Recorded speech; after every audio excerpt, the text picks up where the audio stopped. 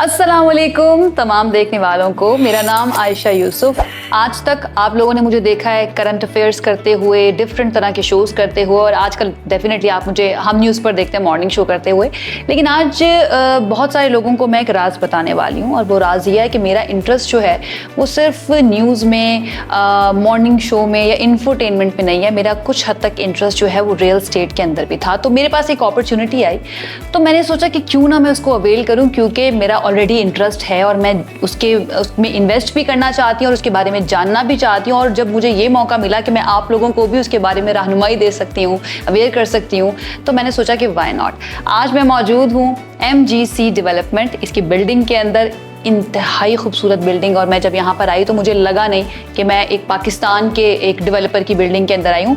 आप लोग ये भी नहीं जानते कि मेरा थोड़ा सा एक्सपीरियंस जो है वो दुबई का भी है, वहाँ पर मैंने रियल एस्टेट के अंदर काम किया हुआ है। तो आप अंडरस्टैंड कर सकते हैं कि स्टैंडर्ड जो है ना वो कहाँ पर जाकर सेट हो जाता है।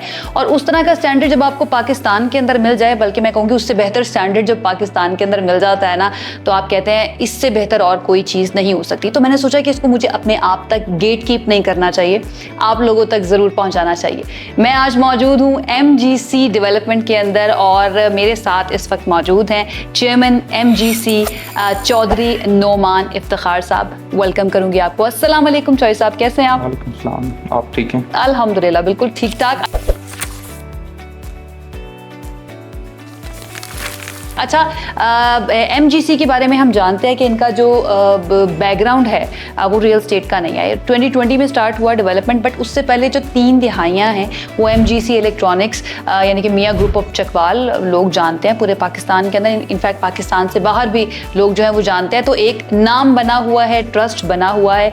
लेकिन यहाँ पर आना कैसे हुआ, तो मैंने सोचा कि हम आगाज़ जो है ना इस चीज़ से कर लेते हैं कि रियल एस्टेट के अंदर इंटरेस्ट जो है ना नुमान साहब का, वो किस तरह से बना। नुमान साहब, कैसे आप वो एक बहुत बड़ा ग्रुप एंड रियल एस्टेट के अंदर एंट्री देना, आगाज कहाँ से हुआ, शुरुआत कहाँ से हुई, कैसे सोचा कि रियल एस्टेट में आना है? नहीं, इसमें सबसे पहले जो एक रियल एस्टेट और हम इलेक्ट्रॉनिक्स बिजनेस को जो है वो एक अलग एक एंगल से ना समझे कि वहाँ पे बेसिकली जो होम अप्लाइंसेस है लोगों को इंस्टॉलमेंट पे देते आ रहे हैं। उन्हें पहले 30 ईयर्स जो है आज हमें उस बिजनेस में हो गए इंस्टॉलमेंट में। तो फिर इसमें हमने एक अपना प्रोडक्ट जो है वो ऐड किया है, जैसे अपार्टमेंट्स हैं या शॉप्स हैं, और वो भी लोगों को हम इंस्टॉलमेंट्स पे ही दे रहे हैं। तो मेन तो हमारा जो एक मकसद था वो ये था। और दूसरा मकसद इसमें, जब हम एक इलेक्ट्रॉनिक्स बिजनेस कर रहे थे तो उसमें एक चीज़ फील होती थी जो एज ए शॉपकीपर, जब मैं एक शॉप से स्टार्ट किया, कि हम टोटली पैसा जो है वो इन्वेस्ट कर रहे हैं क्लाइंट के ऊपर, और पैसा हमारा मार्केट में है, और प्रॉफिट अगर है भी तो वो हमारा री इन्वेस्ट दोबारा जो है वो पैसा मार्केट में जा रहा है, तो हमारे पास क्या है। तो मेन चीज़ के साथ कोई ना कोई एसेट सिक्योर किया जाए। और ये ना कि सिर्फ मेरी नीड थी, ये पूरे पाकिस्तान में जितने भी बिजनेस हैं, इवन के जो आज फीमेल्स भी बिजनेस कर रही हैं, डिफरेंट बोutiques चला रही हैं या सैलून्स चला रही हैं या जिम्स हैं, या जो एक्टिविटीज़ वो कर रही हैं, तो इसी तरीके से जो मेल बिजनेस कर रहे हैं, डिफरेंट शॉप चला रहे हैं, या आपके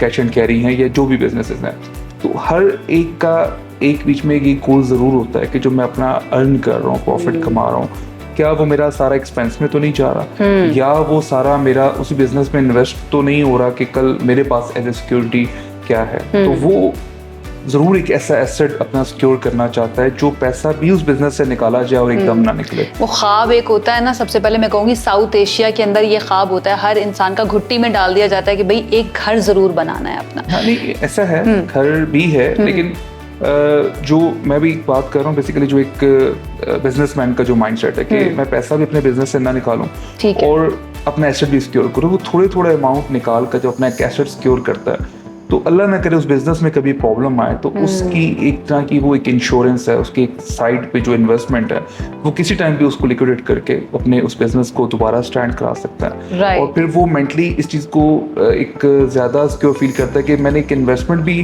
की और वो अप्रिशिएट भी कर रही है, ठीक है, और कल अल्लाह न करे मेरे बिजनेस को जो प्रॉब्लम आए तो ये मुझे सपोर्ट करेगा। जैसे आपने बात की कि एशिया जो है पूरा, तो इसमें एशिया पूरे में ये एक है ऐसा घर वाला कॉन्सेप्ट, नो डाउट कि हमें घर बनाना है, लेकिन इसके साथ साथ हमें जो एसेट्स बनाते हैं तो हमें ओल्ड एज में जाके यही एसेट्स हमें सिक्योर करते हैं, चाहे वो रेंट की मद में हो ऐसा ही या है। कल हमने अपने बच्चों की शादियां करनी है या अल्लाह ने करे घर में कोई ऐसा प्रॉब्लम आ गया है, कोई हेल्थ का इशू आ गया है या और कोई ऐसी तकलीफ आ गई है या बच्चों को आपको घर अलग करने पड़ेंगे, तो ऐसे एसेट्स आपके पास होते हैं जिसको आप लिक्विडेट करके कल आप जो है दोबारा से अपनी चीज़ें जो है वो अच्छे तरीके से मैनेज कर सकते हैं, क्योंकि Exactly. यूरोप कंट्रीज की तरह तो हमारे पास यहाँ पे कोई ओल्ड एज बेनिफिट्स तो ऐसे है नहीं ऐसा ही है है। या ऐसा हमारे पास नहीं है कि जो हम लोग एक उस चीज़ के लिए मुतमईन हो जाएं कि हमने एसेट नहीं बनाने, बस हमने एक यूरोप कंट्रीज की तरह लाइफ गुजारनी है, हर वीकेंड पे जो है बस खर्च कर देना।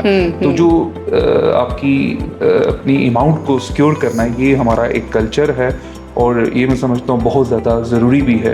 ये आपकी मेंटल हेल्थ के लिए पाकिस्तान जैसी कंट्री के अंदर जहाँ पे इतनी अनसर्टेनिटी मौजूद है कि आपको नहीं पता आज आपके पास पैसे हैं कल को होंगे या नहीं होंगे, इन्फ्लेशन इतनी ज़्यादा है, तो डेफिनेटली ऐसी सिचुएशन में एक घर जो है वो आपको, चाहे वो इन्वेस्टमेंट की सूरत में हो, यानी कि आपको रिटर्न ऑन इन्वेस्टमेंट दे रहा हो या फिर आप खुद भी उसके अंदर रह रहे हो, तो आपका अगर रेंट बच रहा है तो ये एक बहुत बड़ी, मुझे लगता है कि ना, इन्वेस्टमेंट भी हो जाती है और एसेट भी डेफिनेटली बन जाता है। अच्छा, एप्रिसिएशन की आपने बात की, आई एम रियली ग्लैड। पाकिस्तान जैसी मार्केट रियल एस्टेट की, जो कि ऑलरेडी हम देख रहे हैं पिछले 4-5 सालों से काफ़ी बैठी हुई है, 3 सालों से अगर हम बात करें काफ़ी बैठी हुई थी, उसके अंदर आके एंट्री देना एंड देन एक ट्रस्ट डेफिसिट जो है वो हम देखते हैं। हमारे इन्वेस्टर जो हैं वो बहुत कम डेवलपर्स के ऊपर ट्रस्ट करते हैं और वजह भी है क्योंकि बहुत सारे डेवलपर्स पैसे लेकर भागे हुए भी हैं। आप कैसे इंश्योर करते हैं कि एमजीसी के ऊपर जो है ना वो ट्रस्ट भी कायम रहे लोगों का, इन्वेस्टर्स का, और उनको वो मिले भी प्रोडक्ट जो उनसे वादा किया गया है? इसमें सबसे पहले तो एक क्लाइंट को ये देखना है कि मैंने आया कि जो इन्वेस्टमेंट करनी है वो मुझे किस चीज़ में इन्वेस्टमेंट करनी है। अब कुछ हमारे यहाँ पे एंड यूज़र हैं, वो ये समझते हैं कि मैं गोल्ड में इन्वेस्ट कर लूँ, मैं डॉलर्स बाय करके रख लूँ, मैं कोई बिजनेस स्टार्ट कर लूँ। तो बेसिकली जो एक रियल स्टेट का कॉन्सेप्ट है ना, सबसे पहले हमें ये समझना पड़ेगा कि जो रियल स्टेट का जो कॉन्सेप्ट है वो पूरी दुनिया में कैसे चल रहा है। पाकिस्तान में जो है, अभी आपने जैसे कहा कि 2-3 साल से एक रिसेशन है, चीज़ें, तो हमने इसको थोड़ा सा, इसकी जो एक मिथ है यहाँ बड़ी एक वो डिफरेंट है कि यहाँ पे हमने प्लॉट में इन्वेस्ट किया और छोड़ दिया, हमें साथ ही कुछ अच्छी ऑफर आएगी और हमें जो है ये इन्वेस्ट कर दिया, हमें बहुत ज़्यादा बेनिफिट हो गया, जबकि टोटली गलत है। पूरी दुनिया में ऐसा नहीं हो रहा। तो जब एक एंड यूज़र इस चीज़ को देखे या एक इन्वेस्टर इस चीज़ को देखे, अब एक एंड यूज़र के माइंड से देखूंगा कि मैंने कल फ्यूचर में एक अपार्टमेंट लेना है जो मुझे इनकम दे या मैं वहाँ पर रह सकूँ, तो मुझे ये इन्वेस्ट करना है, मेरा माइंड बन गया। इसके बाद मुझे देखना है कि मुझे इस बिल्डर जो है कौन सा है, उसके पाकिस्तान में स्टेक क्या है। अगर मैं एमजीसी की बात करूं तो मेरा ख्याल है हमने अपने दूसरे बिजनेस के अंदर जो है करोड़ों रुपया मार्केट से जो है वो लेना है। तो वो एक एक चलते हुए बिजनेस के साथ हम इस बिजनेस को क्यों स्टार्ट करेंगे, अगर ये स्टार्ट करेंगे इसको डैमेज करते हुए क्या हमारा वो बिजनेस डैमेज नहीं होता। तो ये चीज़ें हमें इस चीज़ को इस तरह से नहीं देख रहे। लेकिन अब एक एंड यूज़र का माइंडसेट ये भी होता है कि जी शायद मैं जो पैसा इन्वेस्ट कर रहा हूँ उससे जो है वो कोई प्लॉट परचेज ना हो और फिर मुझे चीज़ें जो है ना मिलें, या समटाइम्स को ये चीज़ नहीं पता होती कि ऐसा जो डिफरेंट बिल्डर्स कर रहे होते हैं। देखिए, अब एक बंदा जिसने ब्रोकेज से स्टार्ट किया, मार्केट के अंदर कमीशन लेके उसने बिजनेस कर रहा था, या वो 4-5 पार्टनर्स मिले एक प्रोजेक्ट स्टार्ट कर दिया। एमजीसी की हिस्ट्री में ना ब्रोकेज है और ना ही वो पार्टनर्स हैं। बेसिकली हम एक अपने अगर सेल्फ जो है वो फाइनेंस से अपने एक इनिशिएटिव लिया, एक स्टार्ट किया, तो हम 100% जो भी अपना प्रोजेक्ट लेकर आते हैं वो ऑल ड्यूज क्लियर लैंड होता है, उसके ऊपर कोई लायबिलिटी नहीं होती, उसकी ऑल अप्रूवल्स होती हैं। यानी अगर मैं सही समझ रही हूँ, मोस्टली डेवलपर्स क्या करते हैं कि वो उन्होंने एक पेपर के ऊपर प्रोजेक्ट बनाया, उसकी मार्केटिंग शुरू की, अभी लैंड है ही नहीं, आपने खरीदी ही नहीं है और उसको सेल करना शुरू कर दिया। प्रॉब्लम जैसे ये तो इसी वजह से ट्रस्ट डेफिसिट हुआ ना नुमान साहब। ना लीगली ठीक है, ना इसको मेरे ख्याल में इस्लामिक पॉइंट ऑफ व्यू से कहें तब भी ठीक नहीं है। एग्जैक्टली। तो ये किसी एंगल से भी ठीक नहीं है। मतलब एमजीसी बिल्कुल भी ऐसा नहीं करता। एमजीसी के पास ना ऐसा करने के लिए टाइम है, ना ऐसी सोच है और ना ही ऐसी नीड है। ठीक है, तो हमें इस चीज़ को देखना है कि हम जो भी अपने प्रोजेक्ट्स दे रहे हैं, इवन कि जो भी तक हमने अनाउंस नहीं किए प्रोजेक्ट्स, उनका लैंड भी अगर हम जो है वो एक ऑन कर रहे हैं, तो ये कैसे हो सकता है कि हम इन चीज़ों के पीछे चले जाएं। मेन चीज़ ये कि जो मैं आपको एक चीज़ अंडरस्टैंड करवाने की कोशिश कर रहा हूँ कि हम रियल स्टेट में इन्वेस्टमेंट कर रहे हैं, तो अगर वो प्लॉट माइंडसेट के साथ कर रहे हैं, तो ये एक जो पाकिस्तान में कुछ टाइम पहले एक प्लॉटिस्तान जो बना कि बस प्लॉट लो और उस पर इन्वेस्ट करो और हर जगह सोसाइटीज बन वो रही। फाइलों वाला आपको याद है, वो जो चलता रहा इलीगल था और आज इसको जो है वो बड़ा स्ट्रिक्टली जो है हमारे गवर्नमेंट जो है उसको वो कंट्रोल कर रही है और इन चीज़ों को वो आगे मेरा नहीं ख्याल के वो चलने देगी। और बाकी जहाँ तक हम हाई राइज की बात कर रहे हैं, अभी तक क्लाइंट का माइंड होता है जी मैं जगह लूँ तो वो शायद मेरी अपनी है, लेकिन ये नहीं देख रहा कि उसका एनओसी नहीं है, कल उस पर आप कंस्ट्रक्शन नहीं कर सकते। अगर आपने कुछ उसकी वो कहता है रजिस्ट्री करवा ली शायद मेरी होगी, कल उस पर कभी आपका इलेक्ट्रिसिटी मीटर नहीं लगेगा और कभी उसकी एप्लीकेशन नहीं होगी और फिर आपका कभी वो लैंड जो है वो क्लियर ही नहीं है। अगर उसकी सोसाइटी अप्रूव नहीं है तो वो प्लॉट नंबर या वो जो आपको एक उन्होंने जगह पे बताया जी ये आपका प्लॉट है तो वो कभी भी लीगली आपका नहीं है। जबकि हाई राइज में अगर आपका एनओसी अप्रूव्ड है अथॉरिटी से और आपका लैंड क्लियर है तो आपका यूनिट नंबर क्लियर है, ठीक है। और वो कंस्ट्रक्शन जो कर रहा है, अगर वो बिल्डर की पीछे एक हिस्ट्री है, उसकी डिलीवरी क्या है, उसकी क्वालिटी क्या है, वो किन ब्रांड्स उसने कौन से ब्रांड्स ऑन बोर्ड किए हैं, ठीक है, उसके पाकिस्तान में और बिजनेस के स्ट्रेक्स क्या हैं, तो जब हम ये सब चीज़ें देख के हम इन्वेस्ट करेंगे तो फिर हमें रिलैक्स हो जाना है, इन्वेस्टमेंट करनी है, अपनी थोड़ी थोड़ी हमने इंस्टॉलमेंट देनी है जिसके ऊपर हम समझते हैं कि मेरी टोटल इन्वेस्टमेंट अभी तक 1 करोड़ रुपए जो है वो अगर मैंने यूनिट बाय किया तो एप्रिसिएशन क्या आई है। लेकिन मैं ये समझता हूँ कि आपने ये देखना है कि आपने डाउन पेमेंट कितनी दी है। अगर डाउन पेमेंट 10 लाख रुपए दी है तो 10 लाख पे आपको 1 साल के बाद 20 लाख की एप्रिसिएशन आ गई है, तो ऐसा बिजनेस कौन प्लान। कुछ लोग कहते हैं कि सोर्स ऑफ जो इंस्पिरेशन है ना ये दुबई से आपने किसी डेवलपर से लिया हुआ है। देखिए लोग जो है बहुत कुछ कहते हैं, लेकिन मेन चीज देखनी है लोगों का काम है कहना, प्रैक्टिकल कैसे। अगर वो इंस्पिरेशन हम ले सकते हैं तो पूरे पाकिस्तान की मार्केट ले सकती है। कितनों ने हमारे आपने किस तरह से किया 1% प्लान लॉन्च किया फिर उसको क्लोज किया। मेन के उसके अंदर पहले एक फिजिबिलिटी तो बनाए कि हमारी इन्वेस्टमेंट क्या हो रही है, ठीक है, हमारे पास पैसा आना कितना और हमने उसके अगेंस्ट डिलीवर क्या करना है, डूएबल है भी या नहीं आपके लिए। और दूसरी चीज MGC जो एक 0% डाउन पेमेंट का कॉन्सेप्ट लेकर आया होम अप्लायंसेस पे, जो अब 0% इंटरेस्ट पे भी चला गया, तो पूरे पाकिस्तान में 30 साल से देता आ रहा, तो वो तो अभी दुबई में स्टार्ट भी नहीं हुआ। तो हमने कहाँ से वो जो इंस्पिरेशन लेना था। मेन चीज हमने देखा कि हमारे क्लाइंट की अफोर्डेबिलिटी क्या है और फिर साथ साथ उसकी जो डाउन पेमेंट थी 20%, जो दुबई में आज भी 20% है, हमने तो उसको भी 3% डाउन पेमेंट पे लिया है। पाकिस्तान की मार्केट में 30% डाउन पेमेंट थी, ये 25 थे, 30 को 0 हटा के सिर्फ 3% डाउन पेमेंट के ऊपर नहीं, एक सेकंड, 3% डाउन पेमेंट होगी सिर्फ। एक्जेक्टली 3% आपने डाउन पेमेंट देनी है और मंथली 1% इंस्टॉलमेंट देनी है। ना करें। Are you serious right now? Are you serious right now? आपने ना मेरे से लेके जाना, मैं अभी बुक करवा के जाऊंगी। 3% डाउन पेमेंट, ये डाउन पेमेंट नहीं है, ये ना होने के बराबर है। ये बिल्कुल ऐसी है जैसे आप 0% के ऊपर, और इंटरेस्ट भी 0% है। इंटरेस्ट इस पे नहीं है, कोई ऐसा इंटरेस्ट नहीं है, और आपको 7-8 इयर्स का पेमेंट प्लान मिल रहा है, और वो भी आपको डिलीवरी जो है वो 4 इयर्स में या 3 इयर्स में मिल रही होगी, और आपकी पेमेंट प्लान 1% के हिसाब से वो आपकी चलती रहेगी। यानी post hand over payment plan भी चलता रहेगा आपका। और क्या चाहिए पाकिस्तानी और पाकिस्तान से बाहर जो देखने वाले हैं, जो ओवरसीज हैं, जो इन्वेस्ट करना चाहते हैं, इससे बेहतर और क्या है। एक्जेक्टली। जो दूसरा चीज अभी आप कंपैरिजन करें दुबई से, दुबई में तो जो आपने डाउन पेमेंट देनी है उतने में यहाँ पे आपको कंप्लीट यूनिट मिल रहा है। और हमारे यहाँ पाकिस्तानियों की एक प्रॉब्लम ये भी है कि हम देखते हैं जी वहाँ पे अपार्टमेंट का रेंट ये आ रहा है, यहाँ पे अपार्टमेंट का रेंट ये आ रहा है। बेसिकली देखना हमने इन्वेस्ट क्या किया हुआ है। जहाँ पे जितने का वहाँ पे अपार्टमेंट ले रहे हैं, यहाँ पे इतने के 10 अपार्टमेंट मिलते हैं, और यकीन करें यहाँ पे रेंटल इनकम आज भी उससे ज्यादा है। ठीक है, रेंटल यील्ड को देखते हैं बहुत ज्यादा, नेट इनकम को हमने देखना है कि वहाँ पे जो मैनेजमेंट कंपनीज हैं वो उसकी जो डिडक्शन है आपकी सर्विसेज की मद में, वो आपसे जब वो कट करते हैं, आपको चार्ज करते हैं, उसके बाद आपको नेट इनकम क्या आ रही है, और फिर उसके पाकिस्तान में उसका लीगल स्टेटस क्या है उस इनकम का, और जो यहाँ पे इनकम आ रही है क्या। अगर आपने यहाँ से पैसा लेके गए हैं एक इनलीगल तरीके से, तो आप उसको पैसे की इनकम को यहाँ लीगल तरीके से नहीं लेकर आ सकते। वापस कैसे लेकर आएंगे, लीगली कैसे लेकर आएंगे, एंड देन जब आप इलीगल तरीके यूज करते हैं उसके अंदर आपको कट्स जो नहीं पड़ते हैं, एट द एंड बात जो है ना वो उससे भी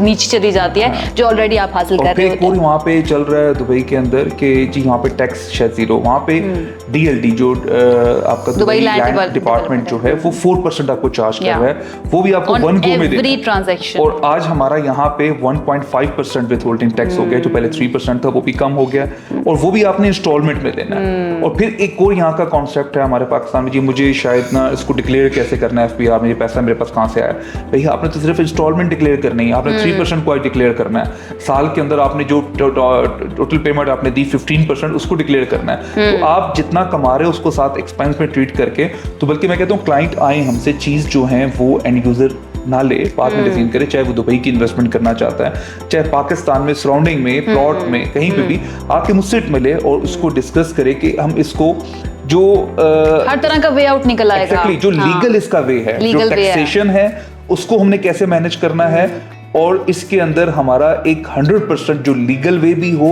और हमारा उस पर एडिशनल जो है कॉस्ट भी ना आए। कल हमें जो है वो हम समझे कि हमें एफपीआर में प्रॉब्लम आ रहे हैं, हमें अपनी टैक्स रिटर्न में प्रॉब्लम आ रहे हैं, तो वो प्रॉब्लम्स भी ना आए। तो इससे इजी सिस्टम जो है पूरे दुनिया में नहीं है। सिर्फ प्रॉब्लम क्या है कि हमें अवेयरनेस नहीं, हम एजुकेट नहीं है अपने हमारे इस पॉडकास्ट का मकसद जो है नुमान साहब आपको पता है वो भी यही है कि जो मिथ्स बनी हुई है ना पाकिस्तान की रियल एस्टेट मार्केट के बारे में, तो उसको बर्स्ट करें, और आपसे बेहतर और कौन हो सकता है इसको बर्स्ट करने वाला। देखिए मैंने तो आपको बड़ा क्लियर बताया कि मैंने एक शॉप से स्टार्ट किया, तो शॉप में सबसे पहले ये होता था कि मैंने क्या अपनी शॉप भी ऐसी बना ली जो मुझे रेंट ना देना पड़े, क्या उसके बाद मैंने घर भी बना लिया जहाँ पे मुझे रेंट ना देना पड़े, क्या फिर मैंने ऐसे एसेट्स भी बना लिए जहाँ मुझे रेंट ना देना पड़े, लेकिन उन एसेट्स के अंदर प्लॉट्स के ऊपर मुझे हमेशा प्रॉब्लम आए, ठीक है, उसके ऊपर फिर अपनी मुझे मैप अप्रूवल करवाना है, फिर खड़े कोई कंस्ट्रक्शन करवानी है, फिर एक टेनेंट ढूंढना है, फिर जब वो टेनेंट बैठ जाएगा उससे फिर वो खाली करवाना है। लेकिन जब मुझे ऐसा बिजनेस मॉडल मिला जहाँ पे जैसे DHA के अंदर हमने इंस्टॉलमेंट्स के ऊपर कई एक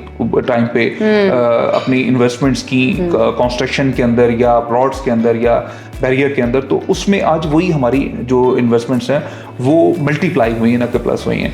लेकिन सिर्फ क्या है कि उसमें उसका पैसा भी थोड़ा थोड़ा दिया, उसको होल्ड भी किया और कुछ टाइम के लिए लेके भूल गए। बेसिकली रियल स्टेट में जो एक जल्दबाज आदमी है ना वो नहीं चलता, उसका काम नहीं है। एग्जैक्टली। और दूसरा जो एक लाई लग है, एक बैकबोन होनी चाहिए होल्ड करने की। अगर आपने प्रॉपर्टी ली है तो उसको आप होल्ड कर सकते हैं या नहीं कर सकते। और जो लाई लग वाला मैंने आपको एक बात की है वो ये है कि हमारे यहाँ पे जैसे ही मार्केट तेज होती है कि फाइलों में प्रॉफिट हो रहा है, वो जो डीलर है मार्केट का या जो उसका कोई दोस्त है वो उसको लगाएगा, वो फौरन भाग के उधर चला जाएगा। वो नहीं देखेगा मेरे बिजनेस से भी इतना पैसा निकालना चाहिए ये नहीं। अच्छा नुमान साहब, हम क्योंकि मुख्तलिफ मॉडल्स को डिस्कस कर रहे हैं और उनकी प्रैक्टिकलिटी पर बात कर रहे हैं, तो एक दो मॉडल्स मेरे जहन में आ गए जिनके मैंने बड़े बैनर्स भी देखे, बड़ी मैंने उनकी मार्केटिंग होती हुई भी देखी। वो क्या कहते हैं कि भाई देखिए बिल्डिंग हमारी बनी हुई है, आप ये यूनिट ख़रीद लें। होता ये है कि वो एक यूनिट जो है वो 50-50 लोगों को उन्होंने बेचा हुआ होता है, और वो कहते हैं कि हर महीने आप हमसे 2 लाख ले लें और 2 साल के बाद आप बाय बैक भी ले लें। 2 साल बाद अब पता नहीं वो उस डेवलपर होता भी है या नहीं होता, वो भाग जाते हैं। तो ये प्रैक्टिकल आपको लगता है, क्योंकि बड़े लोग इन्वेस्ट भी कर रहे होते हैं इसके अंदर? देखिए आपको मैंने जैसे पहले हम डिस्कस किए एक पॉन्जी स्कीम का, वो किसी भी ट्रेड में आएगा तो उसका डेफिनेटली उस पूरे सेक्टर को जो है उसको जो है उसका खामियाजा भुगतना पड़ेगा कि ये कल डैमेज करेगा। और बाकी यहाँ पे भी एक कंपनी ऐसी, बेसिकली मेरा ना कंपनी से इख्तलाफ है ना उस बिल्डर से इख्तलाफ है, मेन कि उस बिज़नेस मॉडल से जो है वो इख्तलाफ है। क्योंकि एक जो बिज़नेस मॉडल है कल वो हमारे इस पूरे जो इन्वेस्टर हैं, हमारे जो एंड यूजर्स हैं और जो हमारे स्पेशली एम्प्लॉयज़ हैं जो सबसे ज़्यादा सफ़र करेंगे, तो ये सब डैमेज होंगे। तो क्लाइंट बेसिकली सबका है, वो किसी एक बंदे का नहीं है। तो एम्प्लॉय भी बेसिकली सबका है, वो किसी एक बंदे का नहीं, क्योंकि ये हो नहीं सकता कि कल अगर बिल्डर डिफ़ॉल्ट हो जाता है तो वो जो एम्प्लॉई घर बैठ जाए। तो उसकी पूरी जिंदगी उसने आपको दी, उसके एक एक्सपीरियंस है, तो वो उसी ट्रेड में जाएगा, लेकिन वो उस ट्रेड में रहने के काबिल नहीं रहता फिर। तो इस मॉडल को थोड़ा सा मैं एक्सप्लेन आपको करूं कि देखें, एक इसमें तो सबसे पहले ये चीज़ चल रही है कि एक बिल्डर आता है, जैसे आपने बात की कि प्लॉट नहीं है, तो वो एक इंटरेस्ट कह लें उसको, ROA कह लें उसको, कोई भी आप नाम दे दें, तो ये आप पैसे दो तो मैं आपको ये प्रॉफिट दूंगा। तो उसमें लालची जो है वो कोई भी लालच के साथ उसमें आ जाएगा, वो उससे प्लॉट बाय करेगा, तो डेफिनेटली उसकी भी लालच बढ़ेगी। वो उस प्लॉट को कल कंस्ट्रक्शन करे ना करे, या उस प्लॉट को जिस अंदाज में बाय की है वो डील उसकी सक्सेस हो ना हो, उसने पहले उसकी डाउन पेमेंट दी थी, कल उसकी इंस्टॉलमेंट ना दे पाए, वो बिजनेस मॉडल उसका ना चले तो डिफॉल्ट हो जाएगा। और ऐसी कई एग्जांपल्स हैं मार्केट के अंदर जो डिफॉल्ट हो चुके हैं। दूसरी चीज कि अगर उसने उस मॉडल को किसी तरीके से उसको मैनेज कर रहा है, ठीक है, तो एक जाकर उसने अगर बिल्डिंग खड़ी कर ली, अब उस बिल्डिंग के नेम के ऊपर अगर तो वो आप उसकी ट्रांसफर दे रहा है और जो ब्रांड उस पर बैठा वो उसके साथ आपका डायरेक्ट लीज एग्रीमेंट करवा रहा है, फिर तो आप सिक्योर है। ठीक है, फिर ये नहीं हो सकता कि 50 लोगों, अगर हम देखिए सुनी सुनाई बात पे जाएंगे 50 लोगों को बेचा, 10 को बेचा, ये तो हमें क्या पता। नहीं, अगर वो कहे कि पेमेंट आप कर दें, उसके बाद लीज हम जो है ना 1 हफ्ते बाद कर लेंगे या 1 महीने बाद कर लेंगे, तो फिर भी आप सेफ नहीं है। लीज अगर हफ्ते बाद या महीने बाद होती है तो फिर तो ठीक है, लेकिन मेन चीज की अभी जो हो ये रहा है कि वो एक बिल्डिंग है, उसमें ब्रांड बैठे हुए हैं लेकिन वो ब्रांड का एग्रीमेंट डायरेक्ट बिल्डर के साथ है और वो बिल्डिंग भी आपने बैंक मॉर्गेज करवा दी या कल किसी को सेल आउट कर दी, तो जो आपने क्लाइंट से पैसा लिया है वो जस्ट एक स्टैम्प पेपर के ऊपर। और सबसे बड़ा जो इसमें अभी आपने एक बात की, जो एक बाय बैक मॉडल है, सबसे बड़ा जो इसके अंदर मैं स्ट्रेट फॉरवर्ड ये बात कहूँगा, एक फ्रॉड जो हो रहा है वो इस बाय बैक के नाम के ऊपर हो रहा है। वो बाय बैक क्यों दिया जा रहा है? जब एक शॉप 100 लोगों को सेल की जानी है तो उसमें होगा क्या कि आपको वो बाय बैक लिखना ही आपको सिक्योर कर रहा है कि जब आप अपनी शॉप के पोजीशन की बात करोगे तो आपको क्या, आपको तो बाय बैक, आप बाय बैक ले लें, तो वो क्लाइंट को आप फिर कन्वर्ट करोगे, को छोड़ दोगे या उस क्लाइंट को आप बाय बैक दे दोगे, क्योंकि आप एक क्लाइंट को ट्रांसफर देके आप 99 क्लाइंट के प्रॉब्लम्स तो क्रिएट नहीं करोगे। तो हमने इस चीज के ऊपर देखना है कि जो भी हम चीज ले रहे हैं, चाहे वो हम अंडर कंस्ट्रक्शन में लें, चाहे वो रेडी में लें, हमें एक यूनिट लेना है जिसका हमें पोजेशन लेना है, ठीक है, जो लीगली भी ठीक है, शरई तौर पे भी ठीक है, और कल जब हमें उसका पोजेशन मिलेगा तो उसकी जो भी फेयर मार्केट वैल्यू होगी।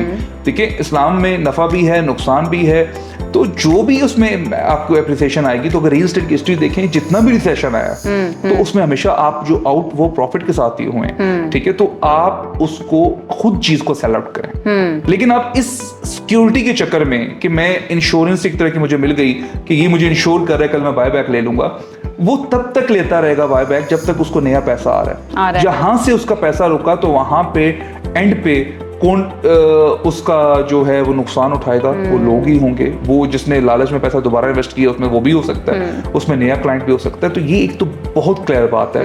बल्कि मैं इस बात को चैलेंज करता हूँ कि जो भी ये बिजनेस मॉडल रन कर रहा है उसकी लाइफ जो है वो कभी भी जो है वो 6 महीने, साल या 2 साल से ज्यादा नहीं हो सकती। मुझे ये समझ नहीं आती कि जो अथॉरिटी है या इंतजामिया है वो इजाजत कैसे दे देती है इस तरह के प्रोजेक्ट्स को रन करने की, कि जब नजर आ रहा है कि ये इम्प्लीमेंटेबल ही नहीं है। उसमें भी बेसिकली जब हम उन बुक्स की बात करें, ऐसी अथॉरिटी हो कि जहाँ पे बल्कि एक टीवी शो था जिसमें मैं गया, बल्कि साकिब साहब जो हैं मार्केटिंग हमारे साथ थे, तो उसमें एक डिस्कस हुआ कि एक ऐसा सिस्टम बने जहाँ पे हमारी हर इन्वेंट्री रजिस्टर्ड हो, ताकि हमें पता हो कि कहीं ये सेल हम 2 लोगों को तो नहीं कर रहे, हम 3 को तो नहीं कर रहे। तो अभी जो ये आप बात करें, देखिए एक जगह पे आपने बिल्डिंग भी खड़ी कर दी, वो सीडीए से अप्रूव भी करवा दी, आपने उसमें ब्रांड भी बिठा दिए, और आप जो रेंट दे रहे हो वो आप टैक्स डिडक्शन करके भी दे रहे हो, आप रेंट के नाम पे, ठीक है, बुक बाय बुक्स तो ठीक हो गया। लेकिन अब उस बुक्स में देखना है कि सिर्फ आप रेंट को ही उठा लें कि एक बिल्डिंग के अंदर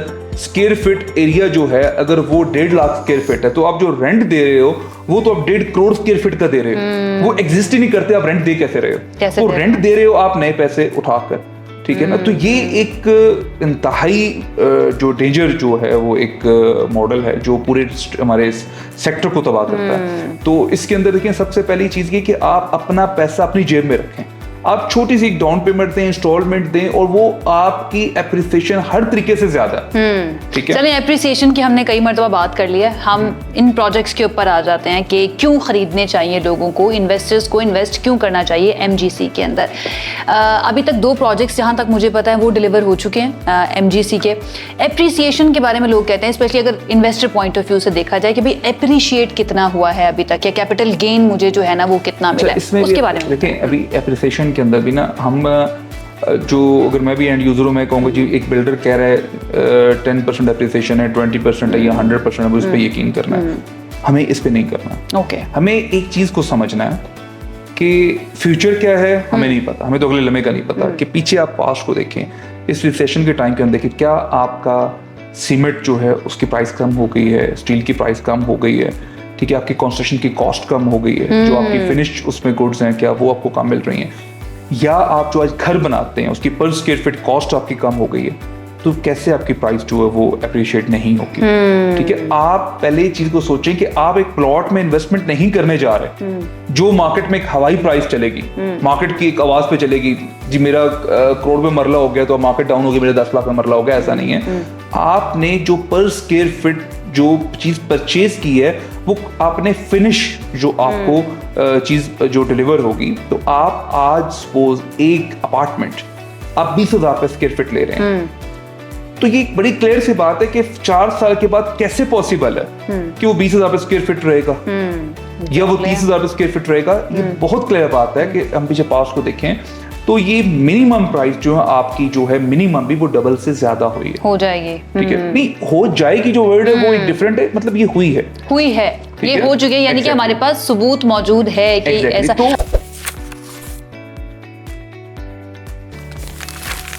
मेरा एक सवाल है यहाँ पर, इतने सारे वेरिएबल्स जो भी आपने गिनवाए कि हमारे यहाँ पे इन्फ्लेशन जो है वो बहुत ज़्यादा है, सीमेंट की प्राइस बहुत बढ़ जाना, सरिये की प्राइस बहुत ज़्यादा बढ़ जाना, इन सब के होते हुए MGC कैसे इंश्योर करता है कि जो प्रोजेक्ट्स हैं वो वक्त पर डिलीवर भी हो जाएं और उसके साथ साथ उनकी जो प्राइस है वो इंक्रीज ना हो, या फिर हिडन चार्जेस जो हैं वो बाद में जो बीच में करके लगा देते हैं कुछ डेवलपर्स, वो ना हो, ये कैसे इंश्योर करता है MGC? देखिए, इसमें सबसे पहली चीज़ जो है कि आपने ये देखना है कि आप जो प्रोजेक्ट है वो किस फेज में परचेज कर रहे हैं। ठीक है। एक आपका प्री लॉन्च फेज है, ठीक है, फिर आपका एक लॉन्च फेज है आपका, जो फिर आपका एक जो है वो डिलीवर जब हो जाता है, एक वो फेज है।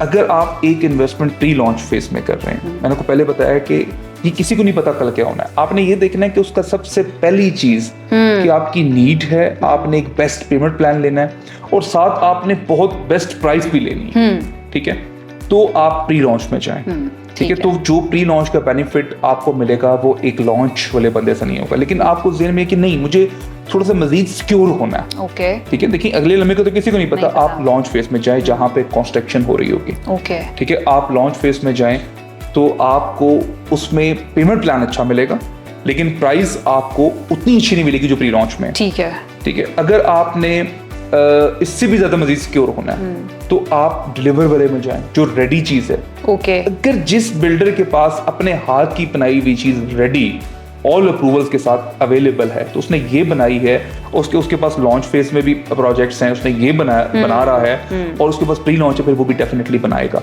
ठीक है। अब दूसरी चीज कि वो कैसे बनाएगा, वो टाइम पे डिलीवर होगा, देखें, और कोई हिडन चार्जेस नहीं होंगे। देखिए, जो पाकिस्तान की मार्केट है ना, इसके अंदर अगर हम 2023 के अंदर देखें, जो इन्फ्लेशन है वो मैंने देखा 2008 के अंदर एक इन्फ्लेशन था, लेकिन उससे भी बड़ा जो इन्फ्लेशन यहाँ पर, एक ऐसी अगर कोई चीज हो जाती है, एक बिल्डर आपसे ट्रांसपेरेंट एग्रीमेंट कर रहा है कि इस हद तक अगर प्राइसेस इंक्रीज हुई तो मैं जो है रिस्पॉन्सिबल हूँ, लेकिन इससे अगर ज्यादा होती है तो देखिए, अंडरस्टूड बात है, अगर आप खुद भी अपना घर कॉन्स्ट्रक्ट कर रहे होंगे तो आपने मटेरियल फिर उसके हिसाब से लेना है, ठीक है। अगर आपका जो है वो आप उस बिल्डर से ले रहे हैं तो वो वही बना कर देगा जिसके चार्जेस। देखिए, एक जो अपने ब्रांड को लेके चल रहा है, एज ए ब्रांड, एक विजन के साथ चल रहा है, उसने आफ्टर सेल सर्विसेज देनी है, पहली चीज कि उसके अंदर हिडन कुछ नहीं होगा, जो चीज हिडन वो होता है जो आपको बताया ना चाहे। हमारी जो चीजें हैं वो एक एग्रीमेंट्स में बिल्कुल क्लियर होती है, क्लैरिटी है, यहाँ तक अगर है MGC क्लैरिटी देता है, एग्जैक्टली। इसके बाद अगर कुछ आता है तो, लेकिन जो अभी हम आगे एक करंट सिनेरियो देख रहे हैं, तो ऐसी में इन्फ्लेशन, एक रूटीन की इन्फ्लेशन और एक रूटीन से हट के इन्फ्लेशन, वो पिछले मेरे इस 25-26 इयर्स के एक्सपीरियंस के अंदर जो सबसे बड़ा इन्फ्लेशन था वो 2023 में था। अगर मैं अप्लायंसेस की बात करूं, हमारा आज एयर कंडीशन ऑलमोस्ट डबल हो गया। अगर हम ऑटो इंडस्ट्री की बात करें, गाड़ी की प्राइस डबल हो गई है। ऐसा ही है, ठीक है, बिल्कुल ऐसा है। अगर वो जो मार्केट के अंदर ऐसे लोग थे जिन्होंने कहा जी हमने तो डिलीवर नहीं किया, उन्होंने क्या किया, जितनी कंस्ट्रक्शन हुई थी वहां पे रोक दिया, वहां पे रोक दिया। अब क्लाइंट क्या कर रहा है, वो आके उनसे रिक्वेस्ट करे जी मुझे तो फिर आप इसका मेरी अमाउंट क्लियर कर दें। I am talking about the hidden charges, या फिर क्लाइंट के ऊपर जो है ना बर्डन डाल देना पेमेंट का। अगर उस ब्रांड ने जिंदा रहना है मार्केट के अंदर और अपने क्लाइंट्स को लेके चलना है और क्लाइंट को भी अंडरस्टैंड करना है, एक विन विन सिचुएशन हो कि एक ऐसी चीज हो जिसके अंदर सर्वाइवल हो और वो प्रैक्टिकल हो, ठीक है। जब आप कहीं भी ज्यादती करेंगे किसी बिजनेस में, वो तो चीजें प्रैक्टिकल नहीं रहेगी। अभी जो मैं बता रहा था कि 2023 के अंदर जब ये एक प्रॉब्लम आया, इसके अंदर दो तरह के बिल्डर थे। एक ने एक रीजनेबल जो इन्फ्लेशन आया उसमें एस्केलेशन चार्ज किया, और एक ने अपने प्रोजेक्ट्स रोक दिए। और उसका माइंडसेट क्या है मैं आपको बताऊं, जो ब्रोकेज माइंडसेट है कि जी मार्केट रुक गई है तो अपनी चीजें रोक दो। अब वो क्लाइंट सर क्या करेगा कि उस क्लाइंट को कल जब मार्केट दोबारा चलेगी एक स्केड्यूल के साथ पैसा देगा, वो पैसा उसका डिवैल्यू हो गया, उसको चार्जेस ट्रेडिशनली लग रहे, उसके पैसे खराब हो, वही अपना प्रोजेक्ट नए रेट पे नए लोगों को बेचेगा।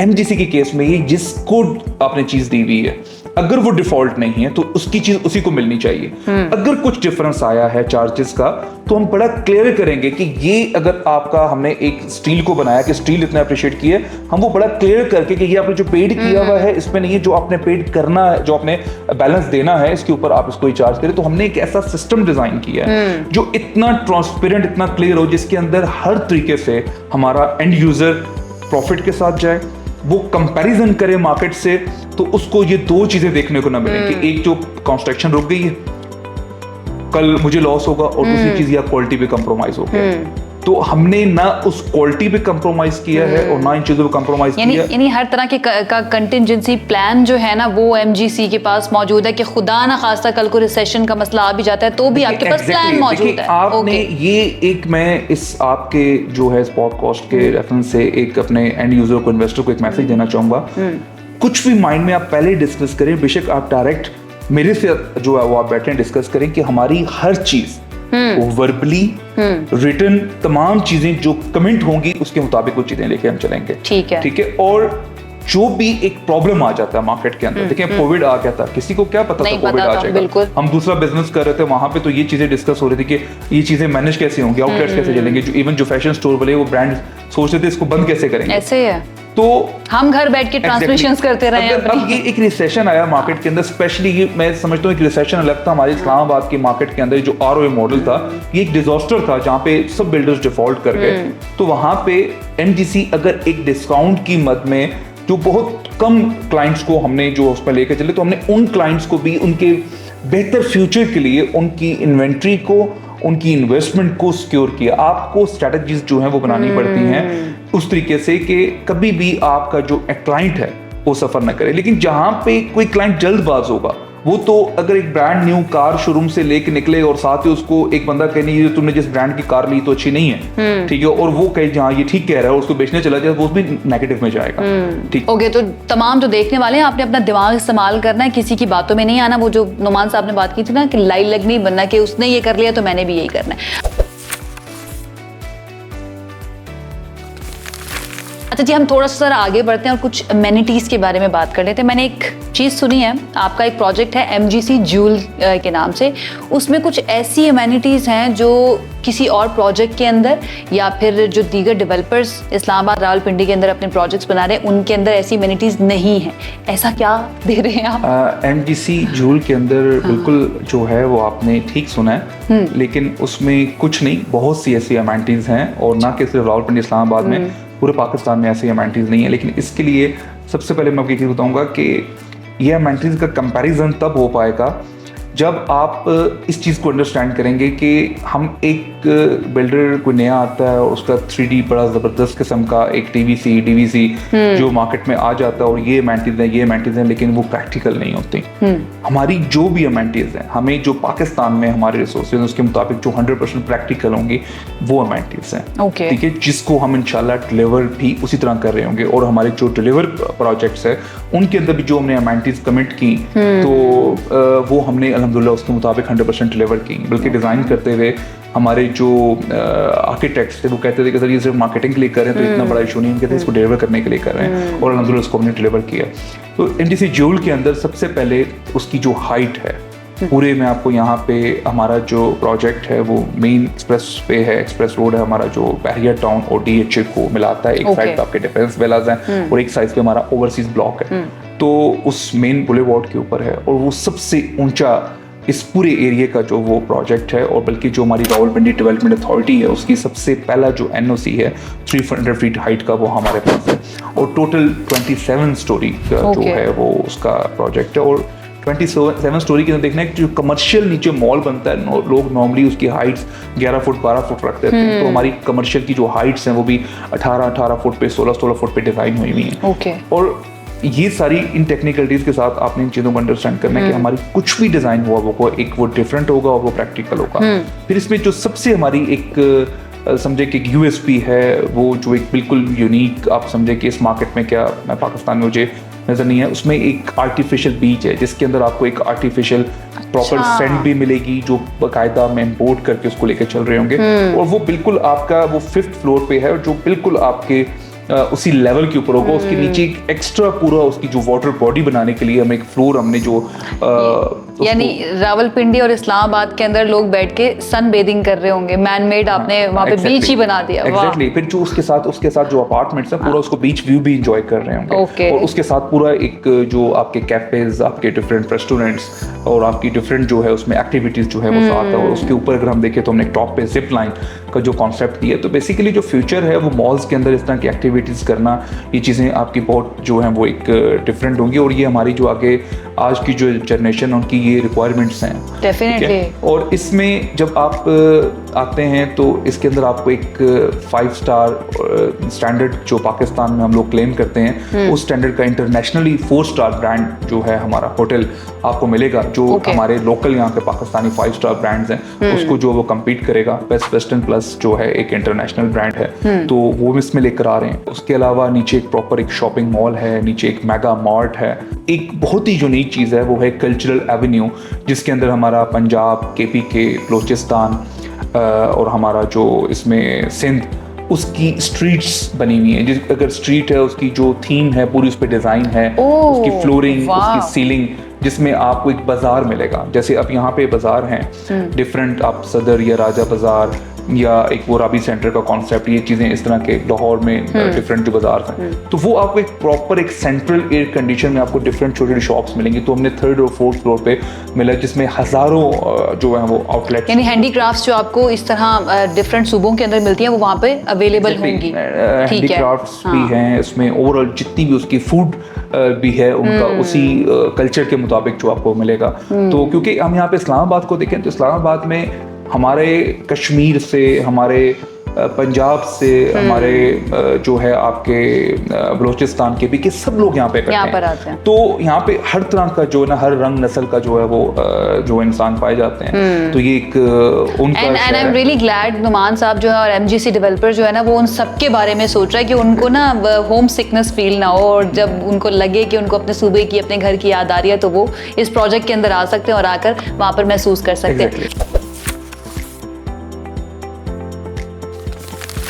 अच्छा, हम अर्बनाइजेशन की अगर बात करें, क्योंकि हमने स्टार्ट जब किया था तो हमने वो प्लॉटिंग हमने देखा था कि लोग प्लॉट में ज़्यादा इन्वेस्ट करते हैं, बट मुझे ऐसा लगता है कि ये अब पॉसिबल रहेगा नहीं, क्योंकि लोग जो हैं वो गांव देहातों से निकलकर शहरों की तरफ आना चाहते हैं और आ भी रहे हैं, जिसकी वजह से एक शॉर्टफॉल जो है हाउसिंग का वो नज़र आता है। आपको लगता है कि ये लोगों को अब एक्सेप्ट करना ही पड़ेगा हाई राइजेस को और अपार्टमेंट्स को? क्लियर करूँ ना, जो फिर वो बात आ जाती है कि आज हमारे लिए ना एक हमारा FBR है, वो हमारे लिए एक समझ लें कि एक ऐसा है, किसी ने थाने में जाना है, किसी ने FBR के ऑफिस में जाना है, उसके लिए डर सेम है। ऐसे ही तो सिर्फ प्रॉब्लम क्या है कि वो उसको वो एजुकेट नहीं है। तो इसी तरीके से जब हम प्लॉट में इन्वेस्ट करेंगे पहले हम एजुकेट होना है कि आपको पता है कि इस्लामाबाद के अंदर पहले से जोनिंग जो है मौजूद थी। जोनिंग के अंदर उन्होंने क्लियर किया था कि ये जोन 1 है, तो यहाँ इस टाइप की इस एरिया में कंस्ट्रक्शन हो सकती है, इसके बायलॉज ये हैं। तो अभी पूरे पंजाब की जो है वो एक जो है जोनिंग कर दी गई है, जो हमारा पंजाब मैनेजमेंट यूनिट है PMU। तो जो हमारे बल्दियात के मिनिस्टर हैं ज़िशान रफ़ीक साहब, अभी उन्होंने जो वर्ल्ड बैंक ने इसको फाइनेंस किया और इन्होंने इसका जो है कंप्लीट किया है।